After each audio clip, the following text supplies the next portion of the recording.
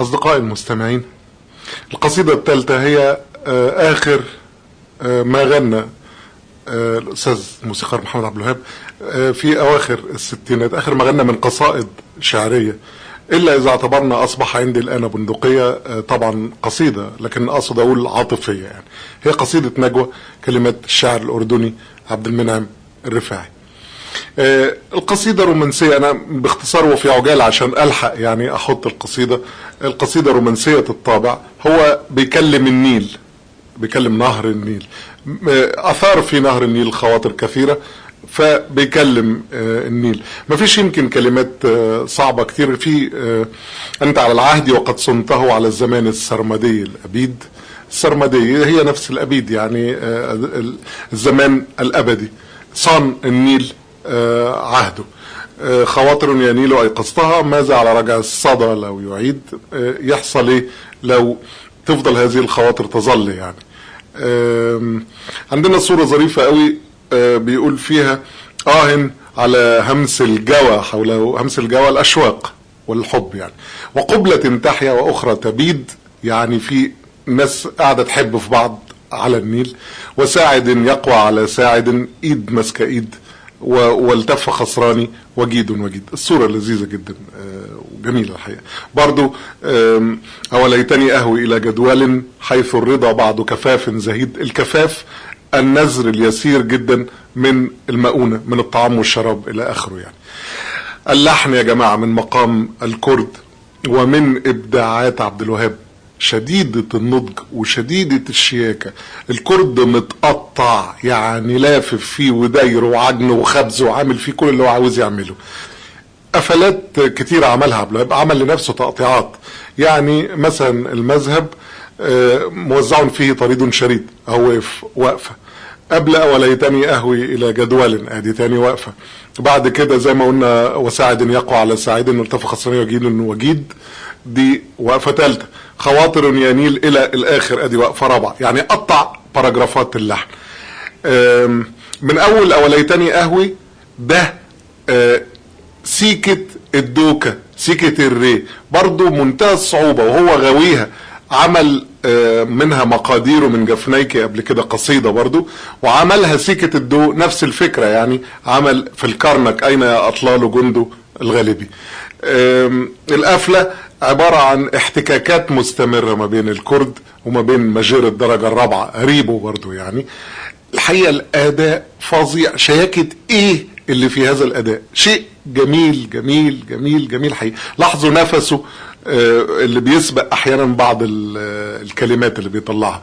لاحظوا كلمة رجع الصدى والحركة اللي بيعملها علشان يدينا احساس بالصدى. شياكة اداء ملهاش حل. اصدقائي المستمعين، مع قصيدة نجوى، شعر عبد المنعم الرفاعي، الحان وغناء محمد عبد الوهاب. تجري وأحلامي في غيها تمضي إلى حيث البعيد البعيد.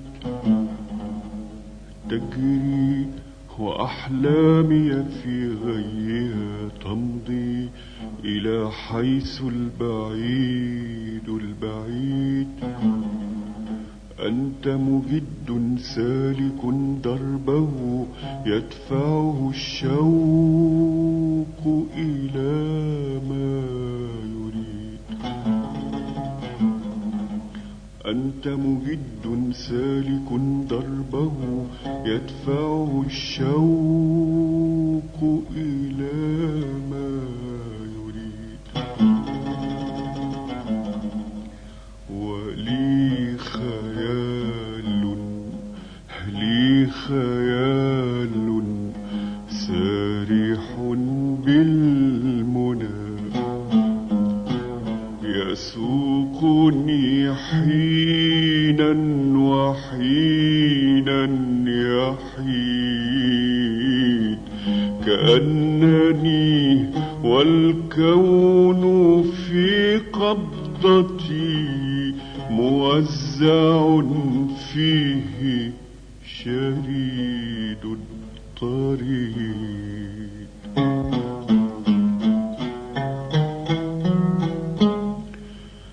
أنت على العهد وقد صنته على الزمان السرمدي الأبي.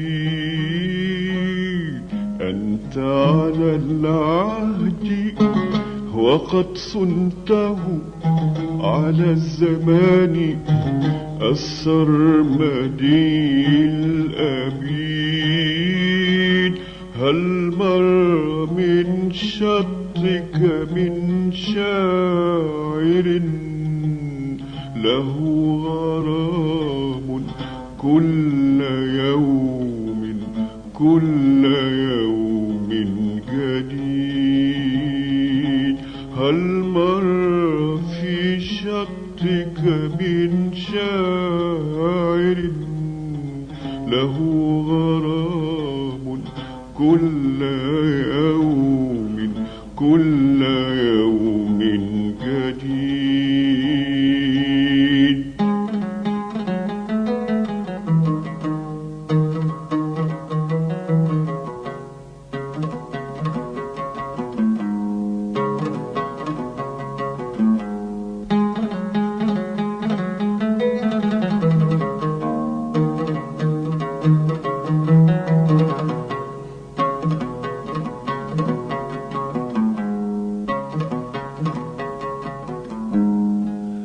يسمو إلى الذروة في زهوها وينسلي والسهل رحب مديد. يا ليتني والسحر عالي الذرى أرقى إلى ذاك الجمال الفريد، وأنشق الزهرة في أوجها بين هوى صعب ووصل عنيد. وأنشق الزهرة في أوجها بين هوى صعب ووصل عنيد. وترتع النجوى على عرشها وينتشي الوجد ويحلو النشيد.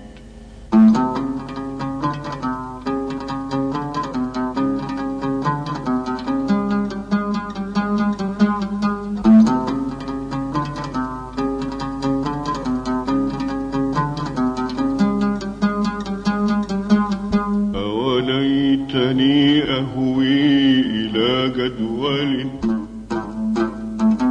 حيث الرضا بعض كفاف زهيد. أوليتني أهوي إلى جدول حيث الرضا بعض كفاف زهيد. أرتشف القطرة لا أرتوي ورب صاد لا يروم المزيد. أوليتني أهوي إلى جدول حيث الرضا بعض كفاف زهيد. أرتشف القطرة لا أرتوي ورب صاد لا يروم المزيد. أسأله عن شأنه ما له عفى الربا واختار ذاك الصعيد. أسأله عن شأنه ما له عفى الربا واختار ذاك الصعيد.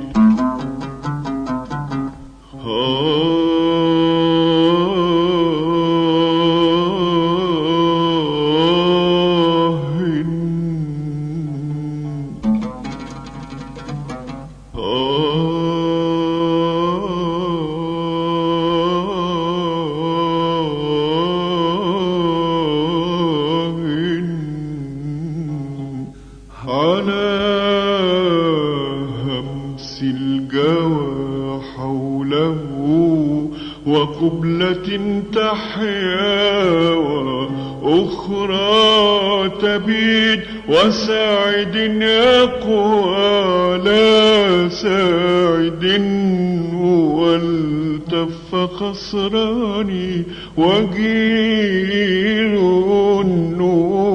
وجيل. خواطر ينيل أيقظتها، ماذا على رجع الصدى لو يعيد. خواطر ينيل أيقظتها، ماذا على رجع الصدى لو يعيد. ماذا على الشاعر لو جنحت به القوافي واستجاب القصيد.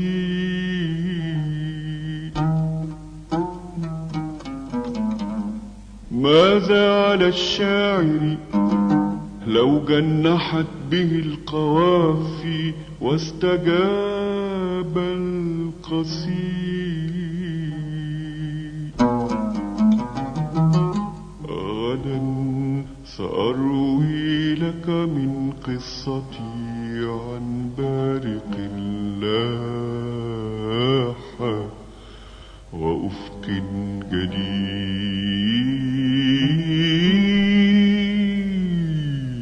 غدا سأروي لك من قصتي عن بارق لاح وأفق جديد.